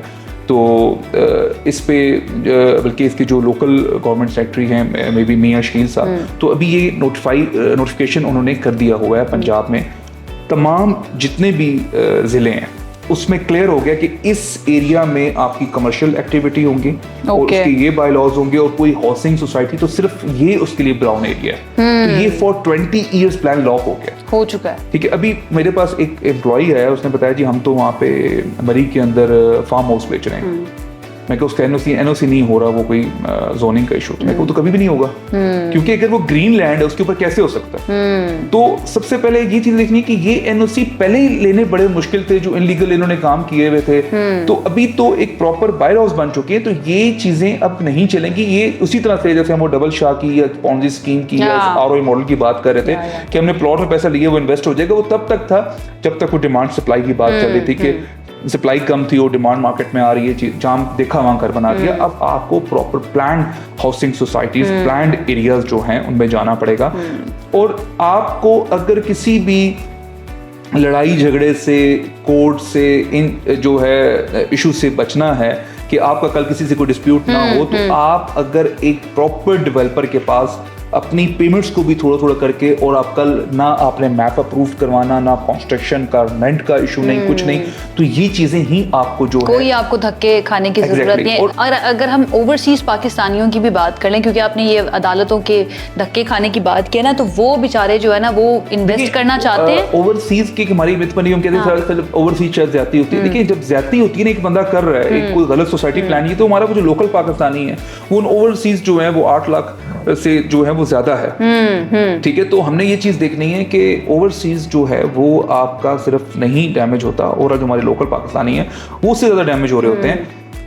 सबसे पहली चीज ये देखें कि एक मैं आपको रेफरेंस दूंगा कि आज से 20 इयर्स पीछे जाएं, जैसे अभी आपने बताया कि आप भी लाहौर से बिलोंग करती हैं, हम इस्लामाबाद में, तो यहाँ पे हमारे पास जो शॉपिंग करने के लिए हमारे रिटेल मार्केट थी, हम यहाँ पे सदर जा रहे थे, इस्लामाबाद ब्लू एरिया में जा रहे थे, ठीक है, और लाहौर हम जो है वो MM आलम रोड पे जा रहे हैं, या अगर हम होम अप्लायंसेस देनी हम जो हाल रोड पे जा रहे हैं, फैशन के लिए हमने जाना है मॉल रोड पे जा रहे हैं, लेकिन आज आप मॉल्स में जा रहे हैं, मॉल्स में जा रहे हैं। सही क्यों? आज आपका जो एंड यूजर है कहाँ जा रहा है? मॉल में। आपका जो ब्रांड है वो अपनी आउटलेट कहाँ खोलना चाह रहा है? मॉल में। ठीक है, exactly. आपका जो फ्यूचर है वो कन्वर्ट हो गया मॉल्स में। तो इसी तरीके से जो आज अपार्टमेंट्स हैं, यहाँ पे आज जो सर्विस अपार्टमेंट का कॉन्सेप्ट चल रहा है, आप यकीन करें मेरे पास कई क्लाइंट्स आए हैं जिसमें से 2 क्लाइंट्स आपके as a bank manager bank में सर्व कर रहे हैं। उनको तो बेहतर अपना पूरा पोर्टफोलियो कैसे मैनेज करना है पता है उनको कि अगर मैं बैंक में पैसा रखूं तब क्या है। वो सर्विस अपार्टमेंट में इन्वेस्टमेंट कर रहे हैं। वो कह रहे हैं कि इसका ROI कमर्शियल से भी ज्यादा है,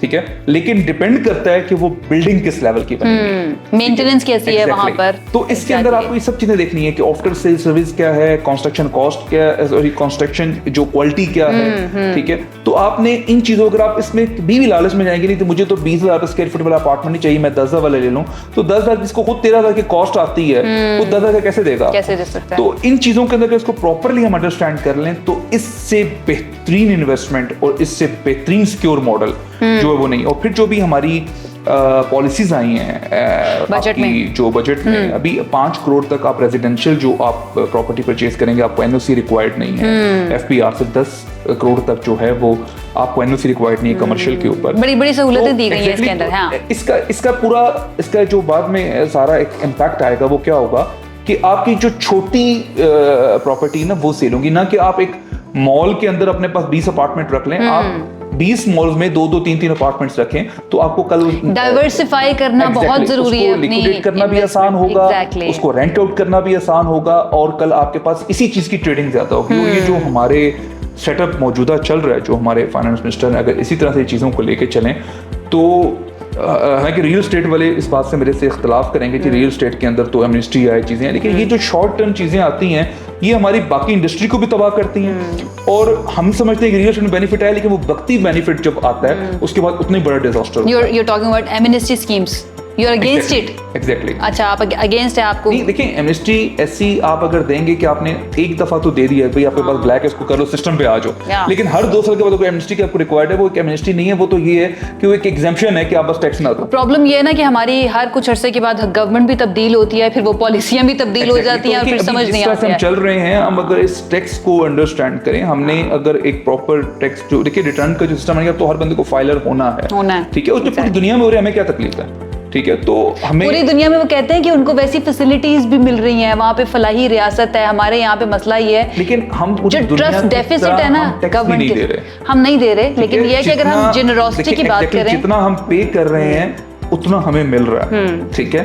तो अब हम जब उसको ज्यादा पे करेंगे तो हम ज्यादा हमारे लिए बेहतर होगा। लेकिन आज भी जो हमारा इंफ्रास्ट्रक्चर है, मैं कई मुल्कों में गया हूँ, वहाँ पे जो है वो देखा है कि आज भी हमारा इंफ्रास्ट्रक्चर कई मुल्कों से बेहतर है। हमारा बढ़ के जो पड़ोसी मुल्क है जिसकी इकॉनमी हमसे बहुत बेहतर है, हमारा इंफ्रास्ट्रक्चर उससे बहुत बेहतर है। लेकिन प्रॉब्लम ये है कि हम लोग बेसिकली नाशुक्रे हैं और अपने सेटअप को जो वो एक हमेशा गालियां देनी है। और आप एक और मैं आपको एक बड़ी इंटरेस्टिंग बात बताऊं कि यहाँ से जो ओवरसीज बैठे हुए, मैंने जब बाहर जाता हूँ ओवरसीज को मिलता हूँ, तो एक ही बात वहाँ पे करते हैं जी, अपना मुल्क अपना है, ठीक है। तो यहाँ तो बड़े मसाइल हैं, आते भी तो नहीं है ना वापस, जब उनको कहते हैं वापस आ जाए तो वापस नहीं आते। नहीं आते भी हैं, ऐसा बात नहीं है। कई ऐसे जो हैं ओवरसीज है जो there are many factors Numan साहब। देखिए सिक्योरिटी के इश्यूज हैं, हेल्थ के इश्यूज हैं, बहुत सारी चीजें, इसको हम जितना बहस को करेंगे ये लंबी होती जाएगी।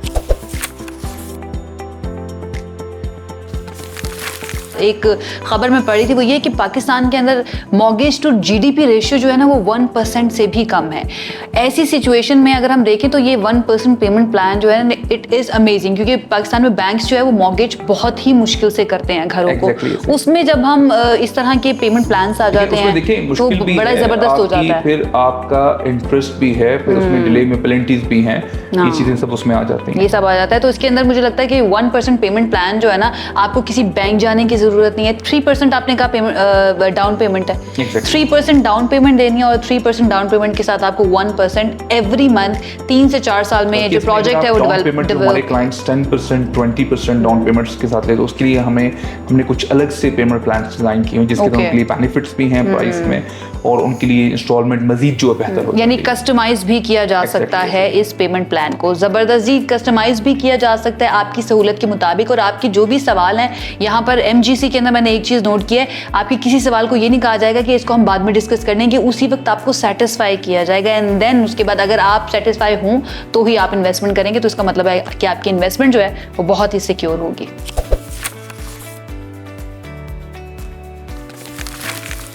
अच्छा नुमान साहब, एक और चीज़ जो बड़ी फेमस है और MGC के अंदर आकर और लगा ऐसे कि इंस्पिरेशन शायद दुबई से ली गई है, बट जब मैंने उसको बारे में पढ़ा, उसको रिसर्च किया तो दुबई से बहुत बेहतर यहाँ पर जो अमेनिटीज़ और फैसिलिटीज़ दी जा रही हैं वो है।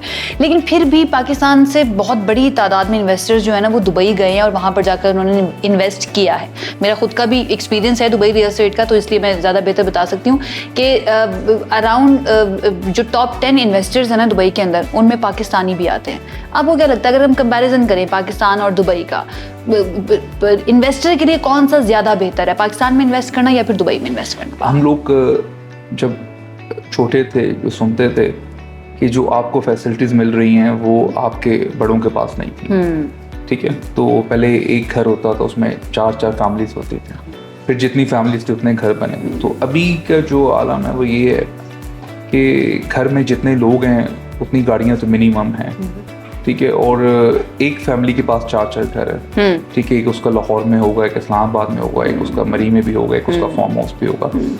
तो इस तरह जिस पर एक्स्ट्रा पैसा है तो वो अगर दुबई में भी लीगल वे से पैसा लेके जा रहा है, अपना वहाँ पे कोई अपार्टमेंट रखना चाहता है, कोई विला रखना चाहता है, तो इसमें तो कोई बुराई नहीं है। लेकिन जो दूसरी बात है कि जी इन्वेस्टर जा रहा है चीज़ें करके, इन्वेस्टर कैसे जाएगा? देखिए, एक इन्वेस्टर जो है वो अपनी पूरी कैलकुलेशन करता है। अगर आप एक बिजनेस रन कर रही हो, उस बिजनेस के अंदर आप देखो कि मैंने ये पैसा जो है वो दुबई पार्क करना है, टर्की करना है, UK करना है, US करना है, कुछ भी माइंड में आता है, तो आप उसके कंप्लीट जो है ना वो एक बेनिफिट्स देखेंगे उसमें, ना कि आप सिर्फ एक गोल्डन वीजे को देखेंगे। ठीक है जी, मेरा एक दुबई में होगा तो मैं भी जो एक अच्छी लाइफ वहाँ गुजार रही होगी। आपके पास जो यहाँ बिजनेस है जिससे आपने कमाया, आप सबसे पहले उस बिजनेस को देखेंगे।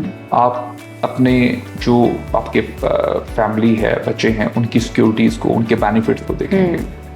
तो फिर मेन चीज़ जो आपने देखनी है कि जो मैं वहाँ पे इन्वेस्टमेंट कर रही हूँ, क्या ऐसा है कि मुझे वो आज से इनकम देना शुरू कर देगा? हाँ, ठीक है। तो जब आपने ये देखना है कि मुझे वहाँ पे भी पैसा इंस्टॉलमेंट में देना है, उसकी 4-5 साल के बाद डिलीवरी मिलेगी, और इस बात की भी कोई गारंटी नहीं है कि वो मार्केट रिसेशन साइड पे नहीं जाएगी, ठीक है। तो आप कंपैरिजन जरूर करेंगे कि जो मैंने हम एक बना लेते हैं, एक अपार्टमेंट आप तो अपार्टमेंट जो है वहाँ पे आपको 15 से 20 करोड़ रुपए का मिलना है इंस्टॉलमेंट पे, ठीक है, मिनिमम साइड एरिया पे। तो वो शायद आपकी जो जब आप किसी अच्छी लोकेशन पे आए जिसकी आपकी 3-4 साल के अंदर जो एक एरिया की ज़्यादा वर्थ होगी, तो वहाँ पे आपको शायद 25-30 करोड़ में मिले। तो यहाँ पे आपको उस पर कितने अपार्टमेंट्स मिल रहे होंगे, ठीक है। तो देखिए यहाँ पे भी हमें बड़ा क्लियर है कि यहाँ पे इधर एक बिल्डिंग, इस अपार्टमेंट की क्या प्राइस है, इस बिल्डिंग की क्या वर्थ है। तो ये बिल्कुल एक चीज़ जो है ना कि गलत है जी, यहाँ से जा रहा। हाँ, अब ये बात हम करें कि एक वो जो पैसा पाकिस्तान से जा रहा है, चीज़ें कुछ हमारे जो पॉलिटिकली हमारी स्टेबिलिटी नहीं थी, इश्यूज थे, उससे ना कि सिर्फ दुबई रियल एस्टेट में वो लोग कई सेटल हुए हैं, अपने बिजनेसेस स्टार्ट किए जाके UK में, US में और दुबई में। वो एक डिफरेंट केस है। रियल एस्टेट को हमने देखें, वो एक डिफरेंट केस है। रियल एस्टेट में यहाँ पे हम कराची की मेमन कम्युनिटी की देखें, उनका मैंने देखा है 2-2, 4-4, 10-10 लोग मिलकर जाते दुबई में कुछ शॉर्ट टाइम इन्वेस्टमेंट्स की, प्लॉट चीजें करवा के वापस ले। तो वो यहाँ के जो हमारे एक एंड यूजर वो ऐसे नहीं कर सकता। एंड यूजर तो नहीं, लेकिन इन्वेस्टर जो है, स्पेशली ये जो 2-3 साल की हम बात कर रहे थे, इन्वेस्टर जो है वो घबरा के भागा था एक मरतबा यहाँ से। इन्वेस्टर पाकिस्तान में मौजूद है, बल्कि दुनिया में हर जगह होता है, जो स्मगलिंग भी कर रहा होगा, इनलीगल बिजनेस है उसके लिए लीगल है, जो उनसा बॉर्डर खुलता है उसका वहां से काम स्टार्ट हो जाता है, ठीक है। वो आपका जो है करेंसी भी होल्ड करता होगा, डॉलर का रेट ऊपर जा रहा वो डॉलर इकट्ठे करता होगा, गोल्ड ऊपर जा रहा है वो गोल्ड इकट्ठा, जो एक इनलीगल एक्टिविटीज करते हैं। तो वो यहाँ से पैसा एक हुंडी के थ्रू, हवाले के थ्रू ले गए, वहाँ शॉर्ट टाइम इन्वेस्ट किया आगे, लेकिन वहाँ पे शॉर्ट टाइम की इन्वेस्टमेंट की अपॉर्चुनिटीज कम है, जो मैं बताना चाह रहा हूँ आपको, स्पेशली रियल एस्टेट में, ठीक है। कि आप ये नहीं कर सकते कि पाकिस्तान प्लॉट लिया तो अगले दिन डबल आप पैसे लेके वापस आ गए। तो वो जो एक फसली बटेरे वाला कॉन्सेप्ट है ना, वो अगर फसली बटेरे एग्जैक्टली ऐसे ही, तो जब वो मार्केट थोड़ी सी बेहतर होगी तो वो दोबारा कोई यहाँ भी नजर आएंगे, ऐसे ही है। तो उसके आने से, उसके जाने से इसकी इकोनॉमी पे कोई ऐसा इम्पैक्ट नहीं आता। हाँ, वो हमारे लिए जरूर तकलीफदेह बात है, जो हमारी इंडस्ट्री, चाहे वो हमारे फैसलाबाद की जो है वो एक कपड़े की हमारी जो इंडस्ट्री जो है वो, अगर हमारा पैसा कोई बांग्लादेश में जाके किसी ने इन्वेस्ट किया, किसी ने जाके जो है वो वहाँ पे यहाँ से अदर और जितने भी सेक्टर है जहाँ से, सपोज अगर मैं होम अप्लायंसेस का बिजनेस कर रहा हूँ, यहाँ से कोई बंदा होम अप्लायंसेस का बिजनेस छोड़ के जो है वो कहीं सेटल हो गया, हालांकि मेरे नज़र में ऐसा कोई नहीं है कि जो मेरे पूरे ट्रेड में पाकिस्तान के लोगों में जानता हूँ जो पाकिस्तान छोड़ के कहीं और एडजस्ट हो गया। हाँ, किसी ने अपने बच्चे को स्टडी के लिए भेजा, उसके साथ उसकी वक्त यार उसकी कोई बड़ी बहन, बड़ा भाई या उसकी मदर चली गई, वो एक अलग सिनेरियो वो पहले से चलता आ रहा है। तो ये जो ऐसा अगर हुआ है जो हमारा पैसा परमानेंटली चला गया पाकिस्तान बिजनेसेस, यानी कि अगर गए हैं तो वो नुकसानदेह है, हमारे लिए गलत है, गलत है, नुकसान चाहिए। हमें अपने मुल्क के साथ प्यार होना चाहिए, और हमारे पूरा जो हमारा ऊपर सेटअप है पॉलिटिकली, और जो हमारी एडमिनिस्ट्रेशन, हमारा जो पूरा जो हमारी इकॉनमी को देख रहे हैं, कुछ देखनी चाहिए कि ऐसी पॉलिसीज होनी चाहिए, ऐसी फ्रेंडली पॉलिसीज होनी चाहिए कि ऐसे बिजनेसेस ना जाएं, ठीक है, हमारे पास इंडस्ट्री आए ना कि यहाँ से जाए। तो लेकिन ये इतनी बड़ी पॉपुलेशन है तो ये नहीं हो सकता कि ये हमारे घरों की रिक्वायरमेंट खत्म हो जाए।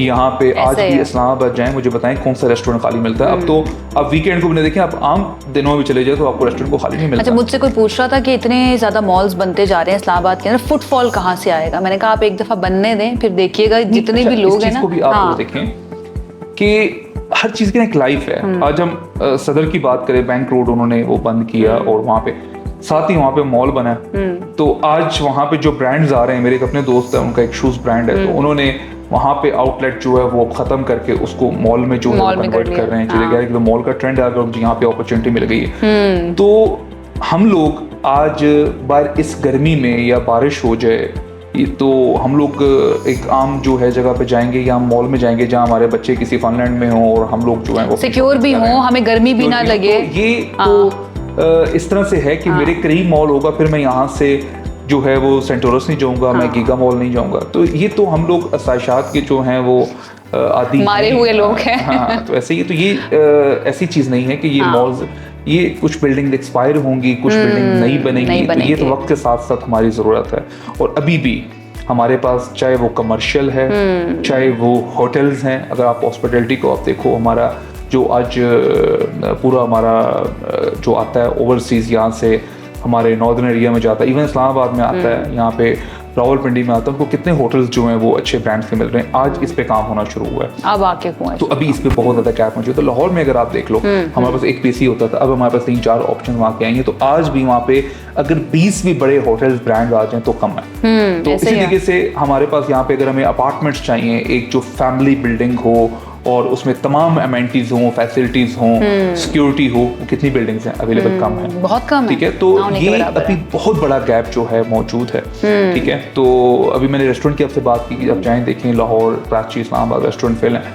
तो मैंने ऐसे किसी दोस्त से बात की, उसने कहा जी यहाँ पे है ना सराउंडिंग एरिया में देखें वहाँ तो इतने ज़्यादा रेस्टोरेंट नहीं है। तो मैंने उसको कहा उस सराउंडिंग एरिया वाले लोग ही यहाँ पर आ रहे हैं, अगर ये फैसिलिटीज उनको वहाँ पे मिलें और जहाँ मिलती हैं तो वहाँ पे भी पैक होते हैं। ऐसे ही है, बिल्कुल ऐसे ही है। ये एक टोटली कॉन्सेप्ट जो है चेंज हो गया तो और आहिस्ता आहिस्ता हो भी रहा है। हमें पूरा यकीन है कि MGC जैसी कंपनी जो है, MGC डेवलपर्स तरह की कंपनी जो है वो इसको मजीद बेहतर भी करेंगे और फुटफॉल का खतरा नहीं है। वो मैं अपने दोस्त को कह रही हूँ, मुझे कह रहे थे फुटफॉल कहाँ से आएगा, भाई बहुत लोग हैं हमारे यहाँ पे, हमारी बहुत ज़्यादा आबादी है।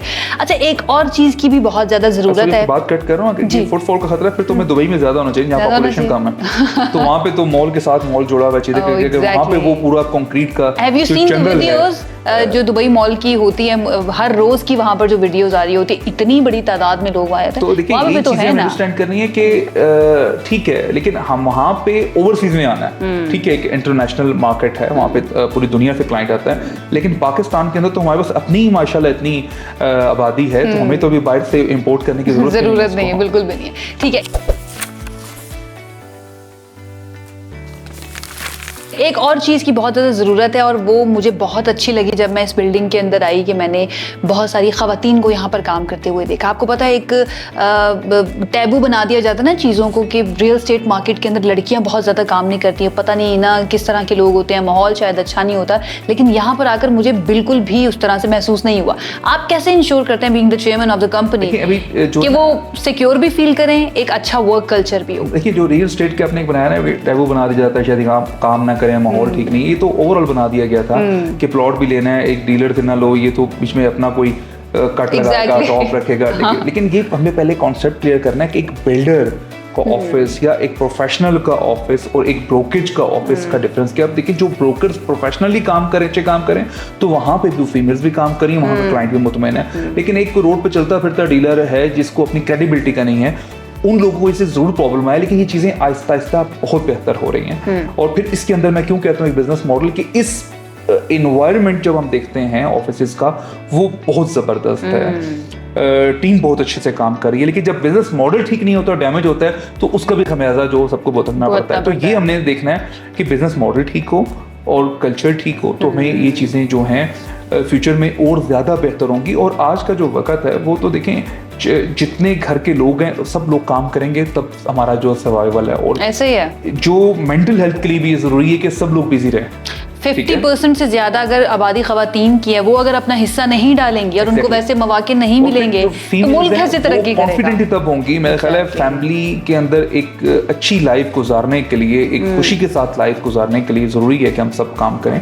और दूसरी चीज़ हमारे, अगर मैं ऑफिस की बात करूं, अभी भी ऐसा कुछ आता है ना कि वो फीमेल मेल बीजी रियल एस्टेट है, मैं अपना जो है सोशल मीडिया के ऊपर प्रोफाइल के ऊपर अपडेट ना करूं, ये चीज़ें ना हो कि शायद ये मेरी फैमिली में ना पता हो।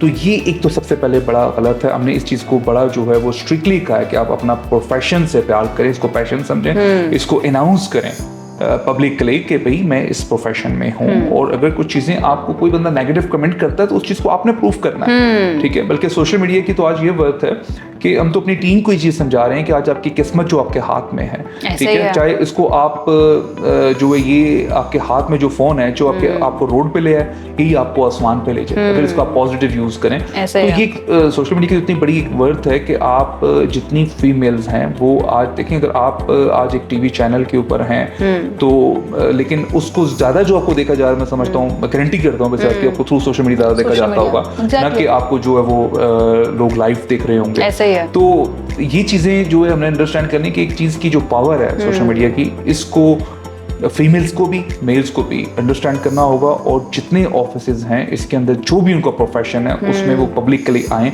अपना शेयर डालें। उसमें होगा क्या कि उसको देख के कई लोग जो हैं, कई घर बैठे इंस्पिरेशन मिलेगी, उनको मोटिवेशन मिलेगी और वो डिसीजन लेंगे। और इसी तरीके से हम किसी भी चीज़ का इमेज जो है ना वो बेहतर कर सकते हैं। लाइक अगर रियल एस्टेट के बारे में ये पाया जाता है ना कि यहाँ पे शायद माहौल ठीक नहीं होता, यहाँ पर जब खवातीन को लोग काम करते हुए देखते हैं ना, जैसे मैं अगर आई हूँ यहाँ पर तो मुझे ये हुआ कि नहीं, यहाँ का माहौल बहुत अच्छा है और आप किसी को रेकमेंड भी कर सकते हो। जो माहौल होता है ना वो अच्छा बुरे हर जगह पे लोग होते हैं। वो तो आप बच्चों को स्कूल भेजते हैं, वहाँ पे भी आपको केयर करनी पड़ती है, यूनिवर्सिटीज में आप जाते हैं, और वो एक परसेप्शन बन जाता है ना किसी भी एक फील्ड के बारे में सब जगह पे। लेकिन आजकल का जो मेरे ख्याल है, अगर आपके ऑफिसेज अच्छे हैं, आपकी वहाँ पे एक प्रॉपर एक एनवायरनमेंट है, तो ये चीज़ें वहाँ पे फ़ौरन से एक दिन में पता चल जाती हैं। आपके पास कोई वैकेंसी खाली पड़ी हुई है नुमान साहब, ये बताइए, ख़वातीन के लिए? इससे ज़्यादा अच्छा हम यहाँ पे कर लेंगे। ये बताइए, पड़ी हुई है तो मुझे बताइए। आप देखिए, हम तो सिर्फ ये नहीं कह रहे कि आपके पास वैकेंसी है और आप यहाँ पर आए। हमारे साथ कोई फ्रीलांसर भी अगर जो जोड़ रहा है वो मेल हैं, फीमेल हैं, तो वो लोग भी अर्न कर रहे हैं। यानी कि अगर मैं कोई रेकमेंड करूंगी तो आप फिर मेरा वो कमीशन का हिस्सा आप कर देंगे साइड पे? हाँ बिल्कुल।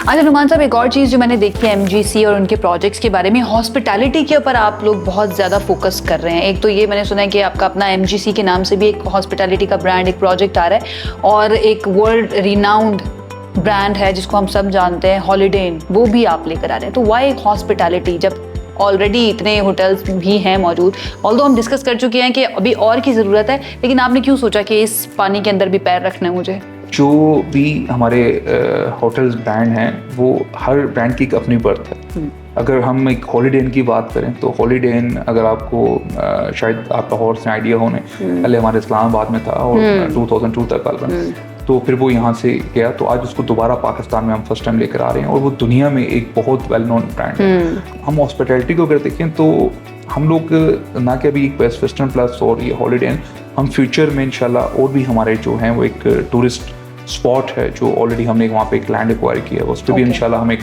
होटल ब्रांड्स लेकर आएंगे। और थोड़ा स्नीक पीक दें ना, कहाँ पर लेकर आने, थोड़ा सा कुछ तो बताएं ना इस पॉडकास्ट के अंदर। चीज़ें अभी इंशाल्लाह आएंगी वक्त के साथ साथ, जो है मैं आपको इस पे हम पॉडकास्टिंग चला फ्यूचर में और भी हम कर रहे होंगे इंशाल्लाह। तो बहरहाल ये जो अभी हम लेकर आए हैं, ये एक हमारी जो लोकेशन है GT रोड के ऊपर DHA में DHA 2 पे। ओके। तो यहाँ पे हमारे पास डिमांड आज भी, अगर हमारे पास ये ऑपरेशनल हो, आज भी वो डिमांड इतनी है कि मेरा ख्याल है वो जो अगले 4-5 सालों में जब ये डिलीवर हो रहे होंगे प्रोजेक्ट्स, वो और डिमांड बढ़ चुकी होगी। ठीक है। तो इसके ऊपर तो कोई ये है नहीं क्वेश्चन बनता कि इसकी डिमांड नहीं है या उतने लोग लेकर आए हैं। अभी होटल्स का बहुत बड़ा गैप है। तो बाकी हमने अपना एक MGC होटल के नाम से भी हम जो है वो भी कर रहे हैं, वो इंशाल्लाह हमारा 1 साल में ऑपरेशनल हो जाएगा। ठीक है। तो उस पर कंस्ट्रक्शन हमारी चल रही है।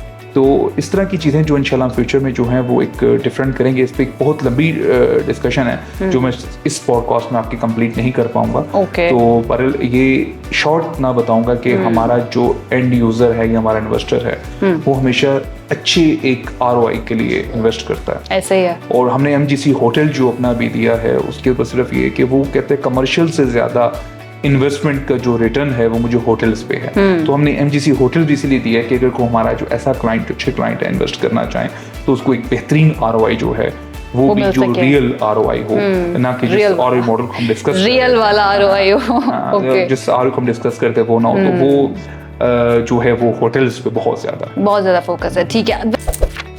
वैसे आपका फोकस है, MGC का फोकस ज़्यादा इन्वेस्टर्स के ऊपर है या फिर जो एंड यूजर्स होते हैं उनके ऊपर? हमारा जो प्रोडक्ट है वो एंड यूजर के लिए है, इजी पेमेंट प्लान के लिए है। इन्वेस्टर खुद से उस पर अट्रैक्ट होता है, आता है।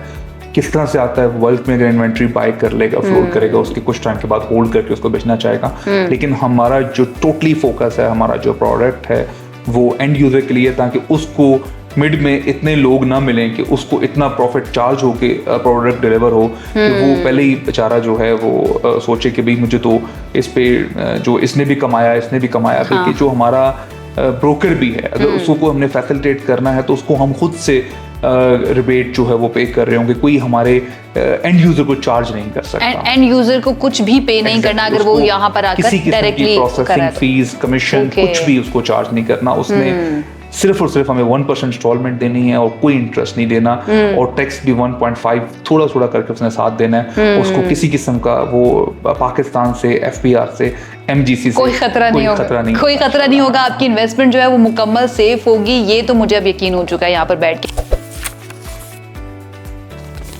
कि मेरे वैसे जितने सवाल थे इस पॉडकास्ट के लिए वो तो मुकम्मल हो चुके हैं, लेकिन एक सवाल जब से मैं यहाँ पर बैठी हूँ या जब से मैंने नुमान साहब के बारे में जाना है या जितना मैंने इनको देखा है मुख्तलिफ शोज़ के अंदर, मुख्तलिफ पॉडकास्ट के अंदर, तो मैं ये सोचती हूँ कि एक सेलिब्रिटी बंदा हो, इतना बड़ा उसका बिजनेस हो, एक पूरा बैकग्राउंड हो, वो अपने दिन को किस तरह से मैनेज करता होगा या उसका दिमाग किस तरह से चलता होगा? क्या वैसे ही चलता होगा जैसे हम जैसे जो होते हैं आम लोग, उनका चलता है या थोड़ा सा मुख्तलिफ? ज़रा उनसे इसके बारे में बात कर लेते हैं। आपकी रूटीन क्या होती है नुमान साहब? हमारी रूटीन होती है सुबह उठे, ऑफिस गए हैं, घर आए हैं, उसके बाद जी शाम को कोई खाना वाना खाने चले गए और उसके बाद घर आके सो गए और अगले दिन की तैयारी शुरू कर दी।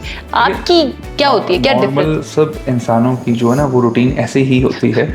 जब वो अपनी लाइफ में अपने प्रोफेशन को पैशन समझ लेते हैं तो फिर उनको ये चीज़ें थका नहीं रही होती, उनको बुरी नहीं लग रही होती। ठीक है, तो अगर आपका अभी आप अगर मॉर्निंग शो में जाती हो, यकीनन ये आपका पैशन होगा। अल्हम्दुलिल्लाह, I have been doing it for 14 years now, माशाल्लाह माशाल्लाह। तो इस चीज़ को आपने अंडरस्टैंड करना है कि अगर आप उसको पैशन के साथ कर रही हैं और आप उसके ऊपर प्राउडली उसको आप बता रही हैं कि मुझे 14 इयर्स हो गए हैं और इस चीज़ को जो आप एंजॉय कर रही हैं, ये पैशन अगर है तो फिर रूटीन आपको थकाती नहीं है। तो हाँ, वो रूटीन मुझे ज़रूर थकाती है कि मुझे जब पता चलता है कि मैंने कोई ऐसा, हमारे इलेक्ट्रॉनिक्स बिजनेस में डिफरेंट ट्रिप्स आते रहते हैं इंटरनेशनली, जो अब यहाँ पे मुझे ट्रैवल के लिए जाना है, हालांकि वो एक एंजॉयमेंट होती है, आपने घूमने जाना है, लेकिन जैसे जैसे वो करीब आता है तो वो एक हेडेक हो रही होती है कि अब मुझे इससे दूर होना है बिजनेस से, तो पीछे कोई ये ऐसा प्रॉब्लम ना हो, ये चीज़ें। तो जबकि अब दूसरा बिजनेस है वो टोटली मेरा छोटा भाई ज़्यादा उस पर टाइम दे रहा है, सिर्फ हम उसको आपस में डिस्कस कर रहे होते हैं। तो लेकिन शायद वो आदत इसकी बन गई है, तो यही पैशन बना हुआ है,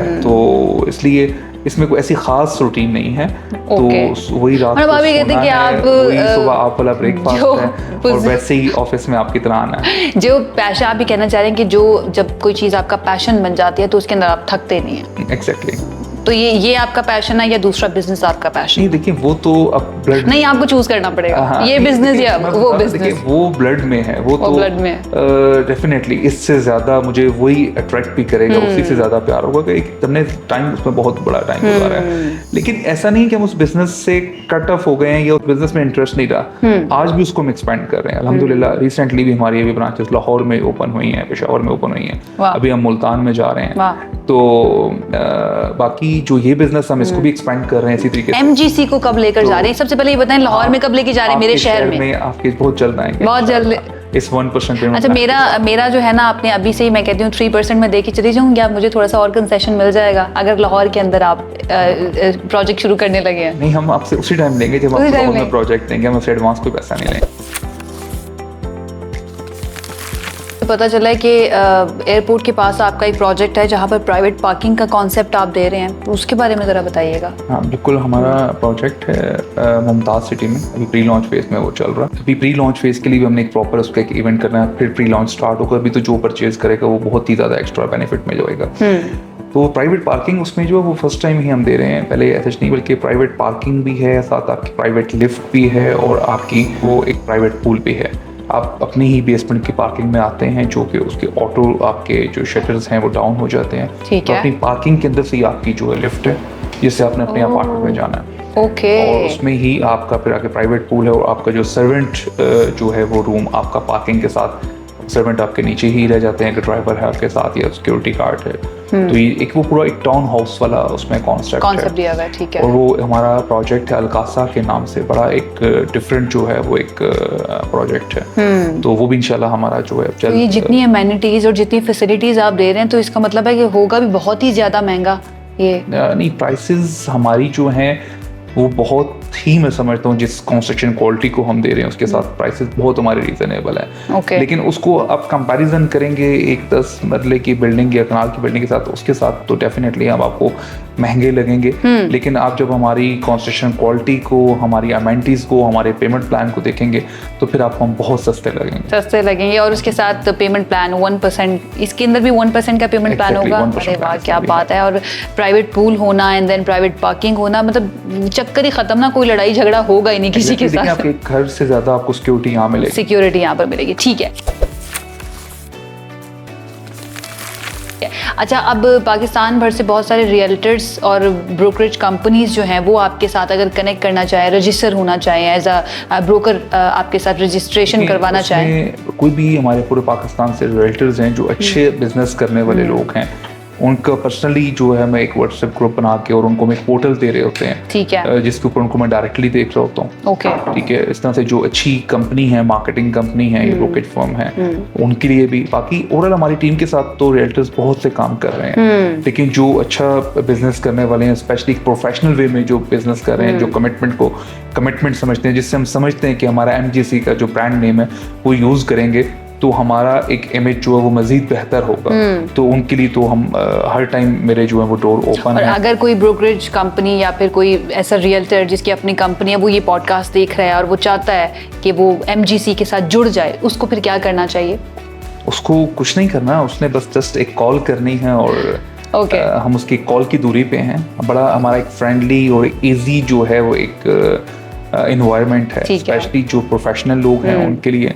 और बाकी तो ये सिर्फ ब्रोकेज नहीं बल्कि जो फ्रीलांसर्स हमारे साथ काम कर रहे हैं बहुत से पूरे पाकिस्तान से, बल्कि ओवरसीज हमारे साथ मेल्स भी हैं, फीमेल्स भी हैं जो हमारे साथ जो है वो बिजनेस कर रहे हैं। वो डिफरेंट प्रोफेशन उनका है, लेकिन साथ वो रियल एस्टेट भी कर रहे हैं पार्ट टाइम।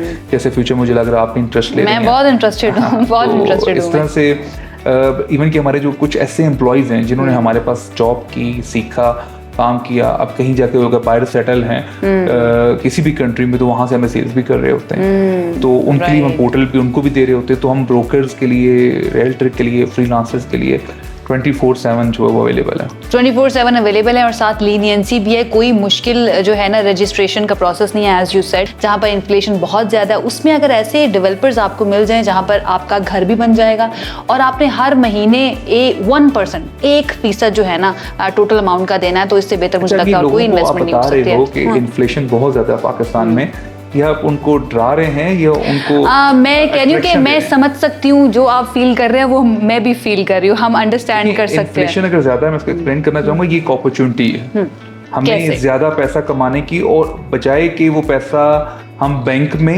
या अपनी पॉकेट में या कमेटीज डाल के, जो हमारी फीमेल्स का बहुत शौक होता है, सराउंडिंग में शॉपकीपर्स का शौक होता है, हम उसको इन्वेस्ट करके सिक्योर कर लें। उस इन्फ्लेशन से हमने अपने आप को सिक्योर करना है। इन्फ्लेशन से सिक्योर तो करना, लेकिन राइट नाउ जो गवर्नमेंट है ना 11% पर इंटरेस्ट रेट रखा हुआ है, तो वो नहीं चाहती है कि जो हमारा कारोबार है ना या कारोबारी बंदा जो है वो बहुत ज्यादा कारोबार करे, इसलिए 11%। अदरवाइज उसको सिंगल डिजिट के अंदर लेकर आ जाती है। इंटरेस्ट रेट लाने के लिए हम 22 से 11 पे आ गए ना, तो अल्हम्दुलिल्लाह इंशाल्लाह बहुत जल्द हम 7, 8 की 9 के ऊपर जो है वो होंगे। तो जब यहाँ तक चीजें बेहतर होगी, हमें पॉजिटिव गुमान रखना चाहिए। सबसे अच्छी बात मुझे नुमान साहब की इस पूरे पॉडकास्ट के अंदर ये लगी है कि वो बहुत होपफुल है पाकिस्तान को लेकर और पाकिस्तान के फ्यूचर को लेकर और पाकिस्तान की इकोनॉमी को लेकर। और जब आप इस तरह के किसी पॉजिटिव इंसान के साथ और होपफुल इंसान के साथ बैठते हैं ना, तो आपको भी एहसास होता है कि शायद मैं ओवर थिंक कर रही हूँ, शायद पाकिस्तान के अंदर चीज़ें बहुत ज़्यादा बेहतर हैं। अल्हम्दुलिल्लाह हमारा प्यारा पाकिस्तान है और इस तरह के लोग जब तक यहाँ पर मौजूद हैं और आपका सोचने वाले लोग मौजूद हैं, तो मुझे लगता है पाकिस्तान का फ्यूचर जो है वो बहुत ज़्यादा ब्राइट होने वाला है। Thank you so much once again Numan साहब, बहुत अच्छा लगा आपसे बात करके और सारे सवालों के जवाब भी मुझे मिल चुके हैं। मुझे अब इजाज़त दीजिए, क्योंकि जब ये कैमरा बंद हो जाएगा तो उसके बाद मैंने अपनी जो है ना वो ज़रा बात करनी है कि मैंने कहाँ कहाँ इन्वेस्ट करना है, क्योंकि मैं काफ़ी इंस्पायर हो चुकी हूँ। इजाज़त दीजिए, अल्लाह हाफिज़।